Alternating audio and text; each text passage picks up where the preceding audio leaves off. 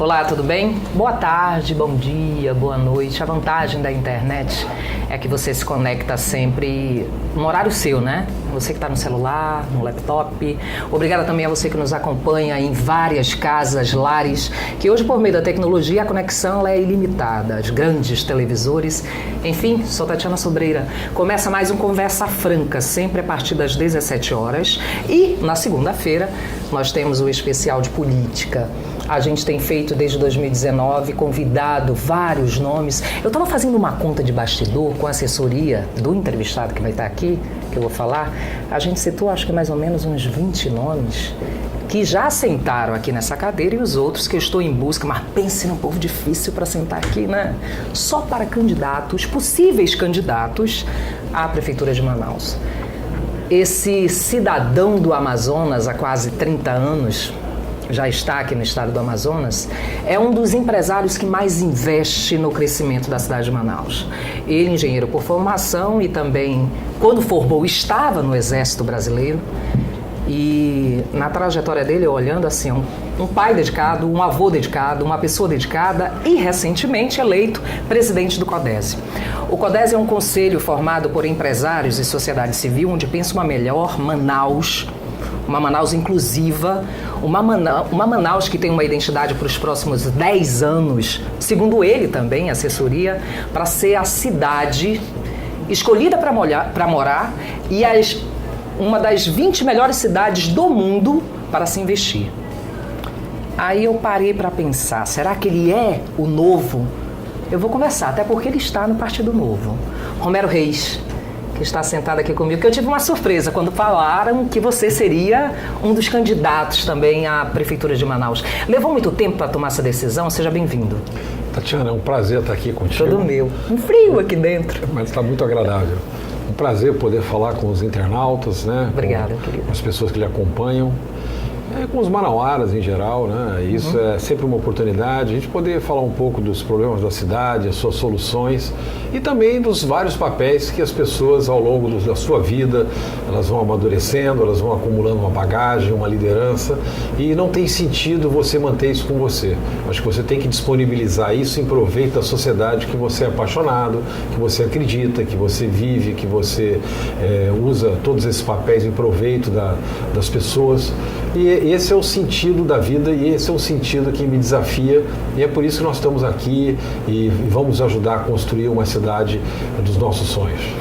Quando foi que surgiu essa vontade de querer estar à frente também, sair do lado empresarial para agir também dentro do serviço público? Isso já vem há muito tempo, já amadurecendo dentro de você ou não? Não, eu nunca pensei em participar de nenhuma atividade política.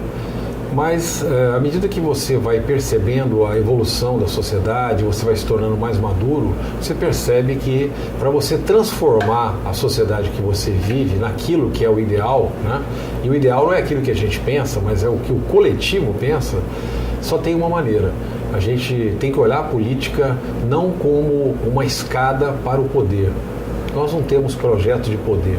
Nós temos uma maneira de ver que a política é um instrumento de melhoria das condições de vida das pessoas. Especialmente quem conhece Manaus, né? E a gente anda muito por essa cidade. A cada 3, 4 meses a gente compra um terreno. Esse é o nosso negócio aqui, na área imobiliária.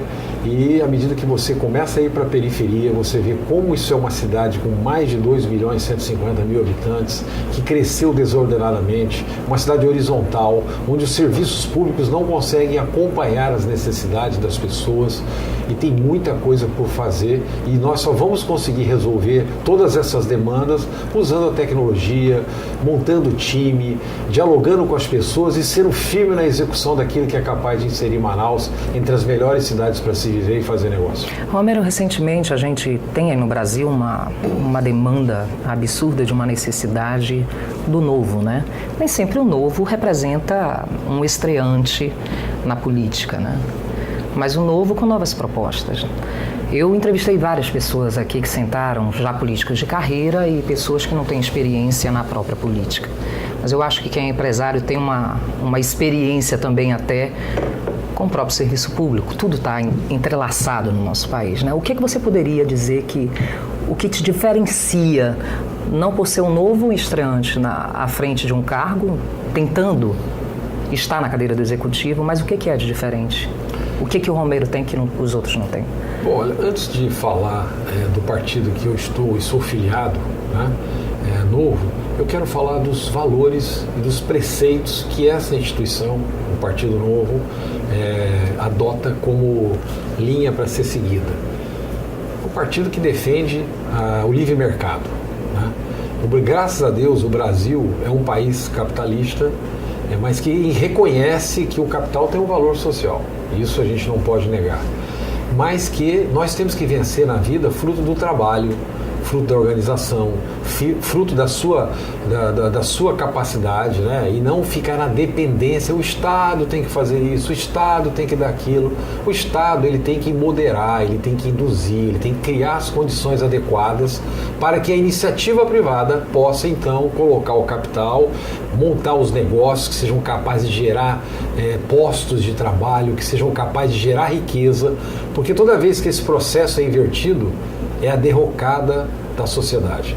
Se você for olhar ao longo da história, e a história é ótima para mostrar isso, não existe país nesse mundo como a Coreia do Norte, como Cuba, como Venezuela, como uma parte daqueles países da antiga cortina de ferro, levaram milhões de pessoas à morte, levaram milhões de pessoas à miséria, porque começaram a fazer populismo para empoderar uma classe que estava no poder. E aí queria dar sem saber de onde vai sair. Tatiana, não existe almoço grátis. Se aquela comida está no prato, alguém trabalhou por aquilo, alguém pagou por aquilo. E assim também é nas nossas relações. E é isso que a gente precisa entender. Dentre os dois grandes sistemas que a evolução da sociedade foi mostrando, o socialismo, o comunismo ou o capitalismo. Não há dúvida nenhuma, eu não estou aqui para defender posições ideológicas. Nós estamos aqui para trazer soluções. Mas quando você compara esses dois sistemas, me desculpe, são vários e vários casos registrados na história que mostram que a democracia que adota o capitalismo é o caminho certo para a prosperidade, e se porventura aparecer alguma distorção você vai corrigir. É totalmente diferente de um sistema onde limita as liberdades, onde o Estado é gigante, onde ele é ineficiente, onde ele coloca pessoas, muitas vezes sem precisar, simplesmente para manter o status do partido de quem controla toda aquela massa e leva toda essa massa à miséria e à derrocada ao longo dos séculos. Agora, o que nós defendemos? Nós defendemos o emprego. Nós defendemos que Manaus busque alternativas econômicas capazes de gerar os postos de trabalho que a Zona Franca até agora gerou e que nós precisamos mantê-la, porque a curto e médio espaço de tempo, onde a gente vai, diz isso, nenhum modelo econômico vai ser capaz de sustentar a máquina da economia da noite para o dia. Então é preciso manter a Zona Franca, mas é preciso entender que gerar postos de trabalho que está sendo perdido pela Zona Franca, não porque os liberais chegaram ao poder e vão tirar os incentivos. Isso é o que vai fazer que os incentivos não tenham mais efeito, é a chamada disruptura tecnológica. São os produtos que são feitos aqui, eles estão se envelhecendo, eles precisam ser renovados. Só que para eles serem renovados, precisa aprovar o chamado PPB, Processo Produtivo Básico, que leva 2, 3 anos para aprovar, enquanto o produto sai de mercado em 6 meses. Olha como há um descompasso entre isso. E é isso que está levando a Zona Franca a perder postos de trabalho. Então o que a gente precisa fazer? Complementar isso. De que forma? O turismo é uma vocação natural, mas nós temos que tornar Manaus um destino turístico internacional, e ao longo da nossa conversa aqui nós podemos falar quais vão ser as ações para serem implantadas. Sim, pode ficar à vontade. Nós precisamos liberar a mineração, nós precisamos liberar a piscicultura para vender proteína para a China, para faturar 20, 30, 40 bilhões de reais. É isso que a gente precisa entender. Nós precisamos fortalecer o polo digital, mão de obra de qualidade. Romero, você não teme eu apoio, eu acho isso fantástico. Eu acho que até nós, enquanto informadores do que acontece na nossa região, que somos nós jornalistas, a gente apoia tudo que é de incentivo e tudo que se cria na nossa região. Tem um ponto que eu perguntei até para alguns colegas seus do próprio CODESE, quando eu entrevistei, no caso o professor Ulisses Tapajós, o Antônio Azevedo e outros que foram com a gente logo no início do CODESE. Aí eu falei assim, gente, a gente já tem ali, tivemos 4 épocas áureas da borracha, onde a gente teve de produções e produções e produções, de respiro depois volta, de respiro depois volta. Não se pensou em criar uma fábrica de pneus? Eu estou falando do que se gera de produtos que estão dentro do polo industrial, como o caso da China, por exemplo. Xiaomi, o celular Xiaomi. Aprenderam com a tecnologia da Apple, da cópia, a gente aprendeu a fazer, fizeram. É um dos telefones mais vendidos no mundo também, no segmento. Não se pensa também em fazer isso aqui, não somente abrir o polo de pesca, turismo, criar subprodutos também? Não tem essa preocupação? Você não pensa dessa forma também, não, com Romero? certeza. Em 1967, quem poderia imaginar que Manaus teria uma vocação de fazer todas as motos vendidas no Brasil e aqui na América Latina, né? Quem poderia pensar que nós iríamos fabricar celulares, televisores, concentrados para bebidas, né? Aqui. Essa foi uma vocação construída pelo modelo Zona Franca ao ser implantado aqui o Polo Industrial de Manaus, né? De 1967 para agora, 52 anos. Foi uma vocação construída. Agora, quais são as nossas vocações naturais? Você, olha a energia que teve que se despender ao longo desses anos todos para que nós criássemos essas vocações industriais. Mas nós não vamos ter que despender muita coisa para fazer as vocações naturais aflorarem e complementarem a geração de emprego e renda que esse modelo industrial está perdendo. O que nós precisamos no modelo industrial é rapidamente inserir Manaus na indústria 4.0. Tecnologia plena. Não dá para fabricar produtos aqui que não agreguem valor. Nós precisamos sair do piso salarial médio de R$ 1.500 né? e passar. E como é que você faz? Temos que pagar mais. Ontem a gente foi numa entrevista, também bateu um papo. Bom, mas você não acha o nível salarial muito baixo? Né? O piso salarial da Zona Franca hoje é alguma coisa entre R$ 1.500 e R$ 2.000. É baixo. Vamos dobrar? Vamos. Mas fecha a conta. Vai se produzir produtos aqui que justifique pagar salário ao invés de 1.500, 3.000, o dobro? Se houver, ninguém vai explorar o capital, porque se não pagar aquilo que vale, o que ele vai acontecer com a mão de obra? Ele migra para outra área, ele migra para outra região. Se eu recebo R$ 1.500 aqui e o camarada vem trabalhar em Belém, eu vou lhe pagar 3.000 nas mesmas condições que você tem em Manaus. A pessoa vai. Ok? Em 1914, outra também disse, o Napoleão Hill escreveu a Lei do Triunfo, e ele fala exatamente isso. Se o seu patrão, à época, né, no início do século XX, se o seu patrão não perceber que você vale mais do que ele lhe paga, ou seja, que você entrega mais do que recebe, alguém que orbita em volta de você vai perceber e vai te captar. Essa é a lei do mercado. E a mesma coisa tem que ser aplicada aqui em Manaus. Nós estamos percebendo que a disruptura tecnológica, que o avanço tecnológico, que a economia digital envelheceram os produtos produzidos aqui. Nós precisamos reinventar a pauta de produtos, precisamos agregar valor nesses produtos que estão aqui, mantendo a Zona Franca e lutando para que, se tiver que acabar os incentivos, que se acabe de forma combinada, daqui 10, 15, 20 anos, e acertando com quem tem o poder da caneta lá em Brasília, para evitar sobressaltos como esse que recentemente aconteceu agora com o IPI, né? Que era perfeitamente possível ter previsto isso, ok? Porque já sabia que isso ia ocorrer. Aí quando ocorre, aparece todo mundo os salvadores da pátria para dizer que os inimigos da Zona Franca, aquela polêmica toda, mas não traz soluções concretas. Então o que a gente está trabalhando? E vem diminuindo lá atrás, 40%, aí foi para 20%, aí diminuiu mais, para ter chegado até agora. Chegou em 4%, agora vai voltar para 8%, 10%. Né? O que a gente precisa fazer, Tatiana? Precisa implementar alternativas econômicas que vão gerar emprego e renda em escala. Então quando a gente fala, por exemplo, que nós vamos produzir peixe aqui, tem gargalo. Qual é o gargalo? Da ração. Nós estamos importando ração, consequentemente fica caro o custo da produção aqui. Mas, por exemplo, se você tem um produto como o da Milênio Energia, que vai trazer o milho do Mato Grosso, vai por barcaça e complementando com o modal rodoviário, vai produzir etanol do milho, e o subproduto da moagem do grão de milho vai ser o farelo para a ração de peixe, de aves, de suínos e do gado. Isso vai provocar uma revolução aqui, vai baratear o custo da ração. Além do mais, as agências ambientais podem conceder licenças com mais rapidez para que as pessoas possam implementar a piscicultura. O governo do estado, o governo federal pode colocar linhas de crédito aqui para dizer assim, olha, para cada hectare de água que vai tratar e produzir os peixes, nós vamos dar tantos R$1.000 de financiamento para pagar em tanto tempo com juros menor, ou com juros de mercado, mas bastante razoável, né? Pronto, você consegue incentivar aquela atividade econômica, vai complementar a geração de emprego, vai fixar o homem aqui, vai manter a floresta em pé, né? Sim. E isso tudo é um modelo exitoso, e o que a gente precisa é sair da zona de conforto e implementar essas ideias, porque solução tem. Professor Enio, lá do MUSA, a gente foi fazer um especial de meio ambiente do mês de setembro. No dia 5 se comemora lá a data do Dia da Amazônia e tal, e a gente foi para lá e fazer um especial com ele.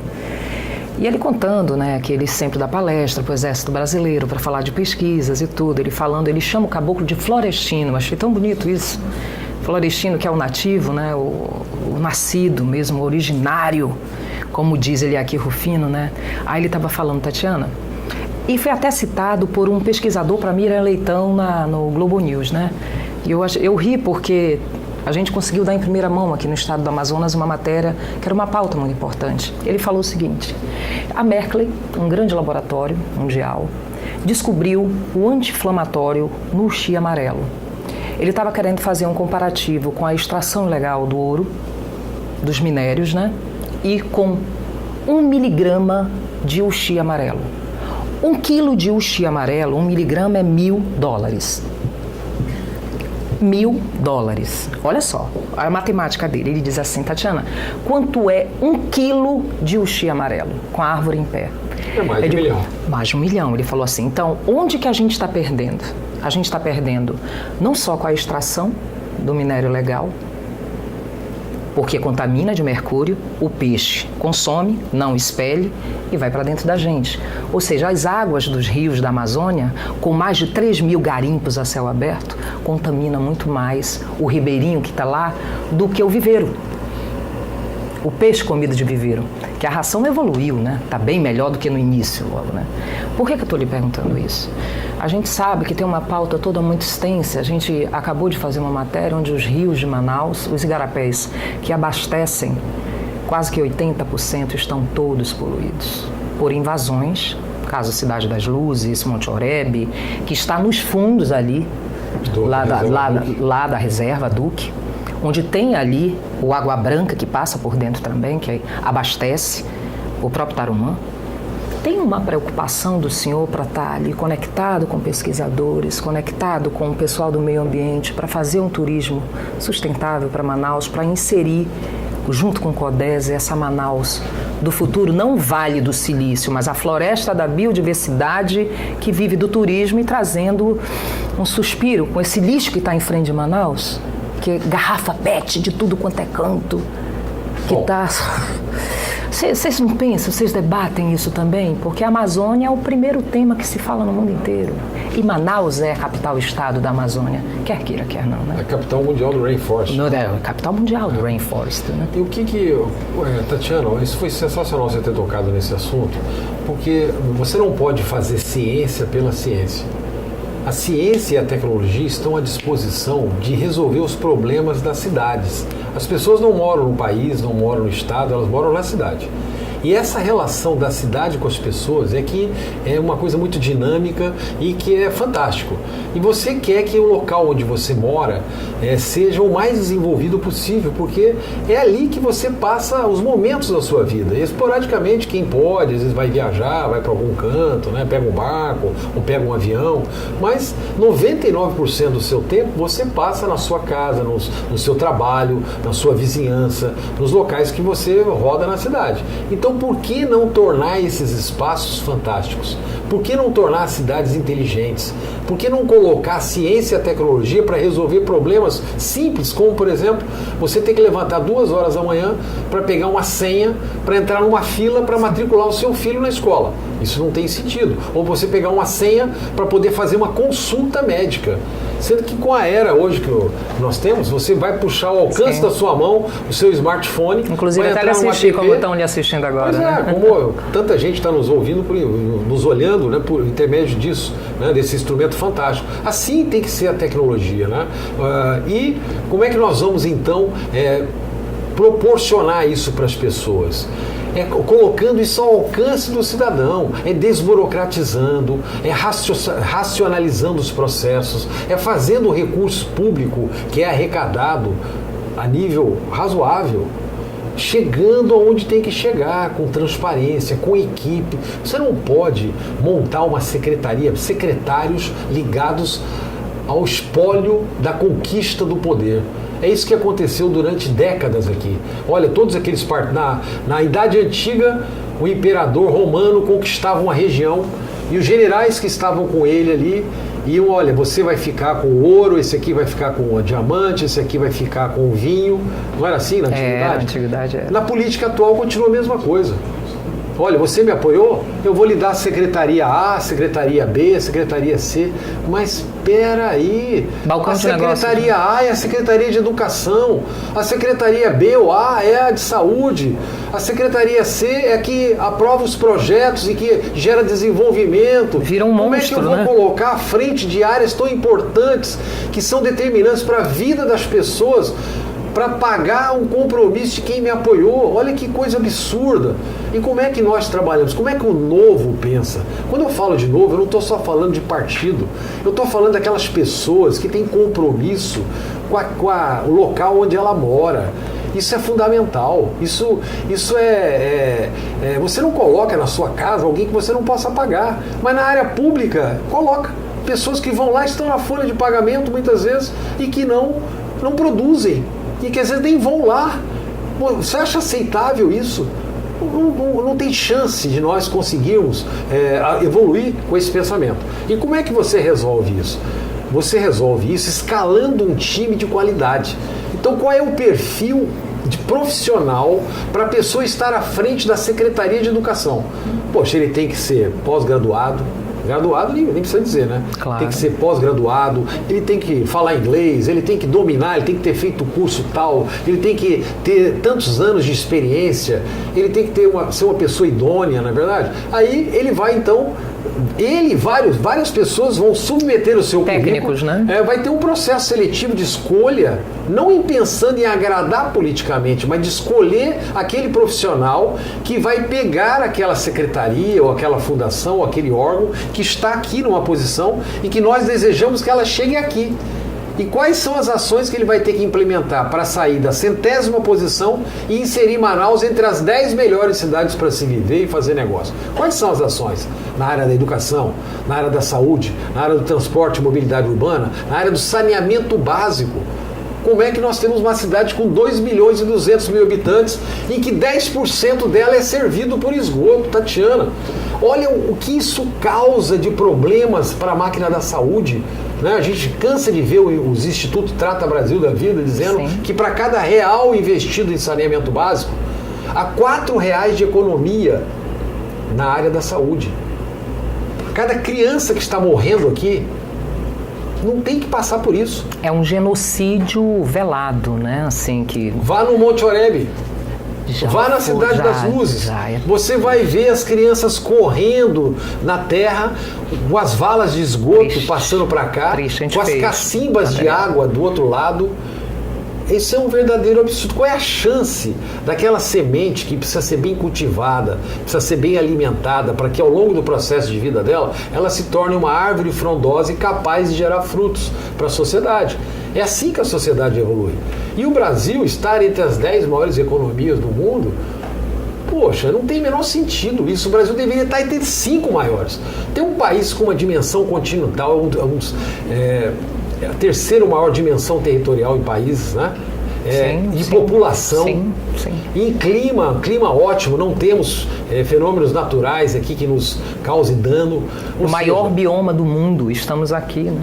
Também com o maior. Vamos falar de coisas boas. Vamos. O agronegócio do Brasil andou porque foi criada, além de ter solo fértil, uma vocação própria para isso, clima, né? Mas criou uma indústria, uma empresa que por sinal é estatal, mas que rodou bem, a chamada Embrapa. Esse é um exemplo de até essas questões ideológicas, muitas vezes, olha, a Embrapa é uma empresa estatal e ela foi capaz de atender aos anseios do principal alternativa econômica brasileira, que é o agronegócio. Né? E muitas pesquisas e muitos pesquisadores que hoje fazem, por exemplo, a soja colher mais de 70 sacas por hectare, isso não é à toa, não é só por causa do clima, não é só porque o brasileiro é ligado à agricultura, ali tem tecnologia. E quem produziu isso foram os pesquisadores da Embrapa. Né? Foi criada. Mas algumas estatais não andaram bem porque desviaram bastante, né? Por que não criar uma Embrapa do peixe aqui? Por que não pegar o INPA?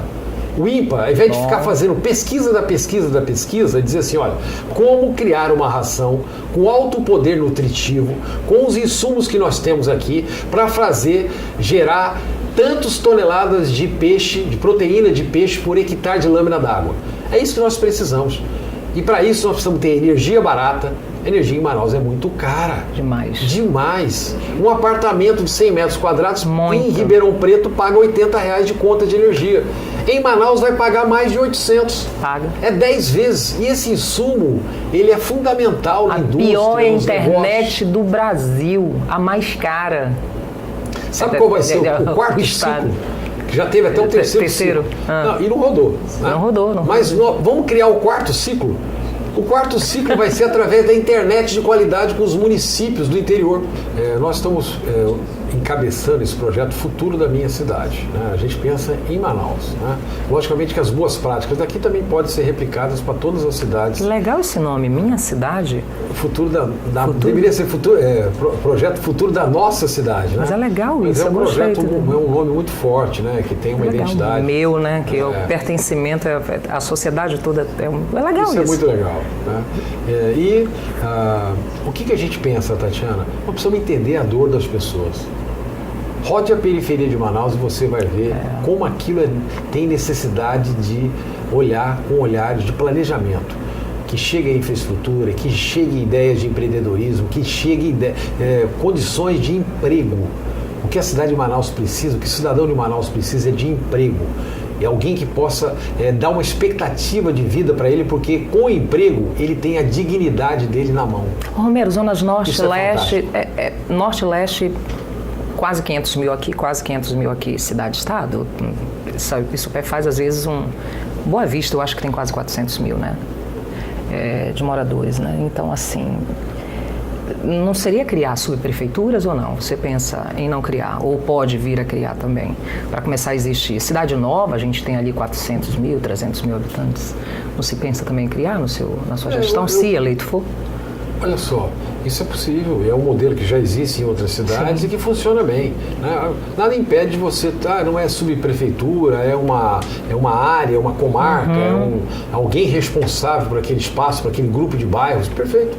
Eu acho que isso é descentralização, isso é racionalidade, mas o que a gente precisa, Tatiana, é pegar as práticas consagradas da iniciativa privada e colocar na gestão pública. E essas práticas passam por regras totalmente transparentes, meritocráticas, onde você não tem que falar com algum secretário para poder receber algum pagamento que você porventura tem em função de ter prestado um serviço da prefeitura, por exemplo. Isso não tem sentido. Onde as licenças ambientais, onde as licenças de licenciamento e aprovação de projeto possam acontecer no tempo que a vida moderna precisa. Onde o esgoto, a coleta de esgoto esteja na porta da sua casa. A água tratada, adequada, também esteja à sua disposição. E aquilo não pode ser de graça, aquilo tem um custo. As pessoas precisam entender que pagar a água e pagar o esgoto faz parte da vida como cidadão. Uma tarifa justa. A mesma coisa com relação ao transporte coletivo. Né? Tem soluções, e essas soluções não são políticas, elas são soluções técnicas que são implementadas através da gestão política. Então essas separações é que a gente precisa fazer, precisa comunicar para as pessoas e dizer que Manaus tem sim como se tornar uma Curitiba dos trópicos, tem como, mas com trabalho sério, com planejamento, fazendo o recurso público ser aplicado de forma transparente em proveito do cidadão.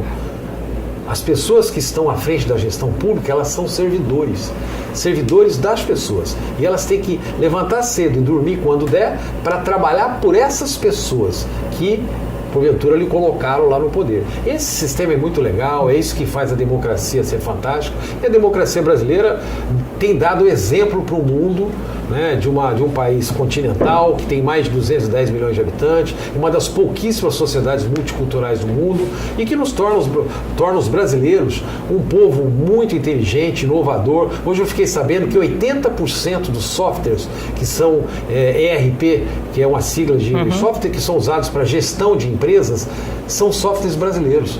Nos Estados Unidos, 80% dos softwares ERPs são construídos, são vendidos por empresas brasileiras. Olha que coisa incrível. Pauta do bem essa, hein? Dá uma matéria maravilhosa isso. Mais de 400 mil postos de trabalho vão ser gerados até 2024 na área de tecnologia e informação. Tecnologia, inovação e comunicação. Romero, eu te desejo boa sorte, viu? Mesmo. Não te falei que era um bate-papo bacana? Muito Passou agradável. Rápido, né? Eu volto aqui quando você desejar. Volta mesmo, mas se não, te trago sim.